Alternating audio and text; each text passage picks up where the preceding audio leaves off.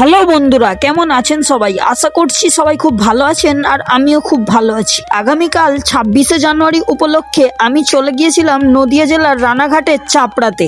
আমি নদিয়া জেলার চাপড়াতে যাওয়ার জন্য রানাঘাট স্টেশন থেকে টোটো ভাড়া করেছিলাম। 6 থেকে 7 কিলোমিটার ভাড়া ছিল মাত্র 35 টাকা।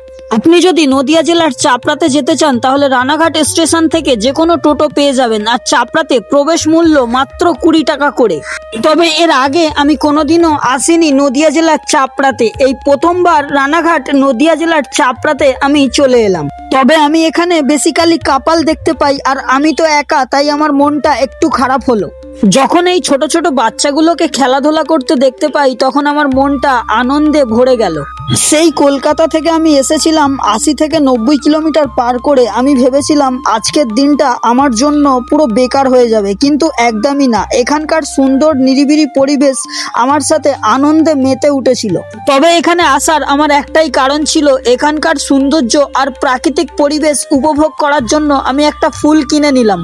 আমার গরম ঘুগনি খেতে খুব ভালো লাগে, তাই একটু ঘুগনি খেয়ে নিলাম। আবার এখানে পুকুরের দিকে তাকিয়ে দেখি বগ আবার কুমিরও ঘুরছে। এইখানে সারি সারি ফুল চাষ হয় বলে এই গোলাপ ফুলটা আমি 5 টাকা দিয়ে কিনে নিয়েছিলাম। আবার গোলাপ ফুল আমার খুব ভালো লাগে। আর আপনারা কি গোলাপ ফুল পছন্দ করেন? তাহলে একবার কমেন্ট করে আমাকে জানিয়ে দিন। আর এই দাদাটা ফুল চাষের মধ্যে মেডিসিন স্প্রে করছিল যাতে চাষের মধ্যে কোনো রকম ক্ষতি না হয়। এবার আপনারা হয়তো ভাবছেন আমি 5 টাকা দিয়ে একটা ফুল কিনে কত রকম নাটক করছি। দেখুন, আমি সবাইকে বলতে চাই এই ফুলটার দাম হয়তো 5 টাকা, কিন্তু এই ফুলটার সাথে আমার সাথে একটা আলাদাই ভালোবাসা জড়িয়ে রয়েছে। এটা শুধু একমাত্র তারাই জানে যারা গোলাপ ফুলকে খুব ভালোবাসে এবং খুব পছন্দ করেন।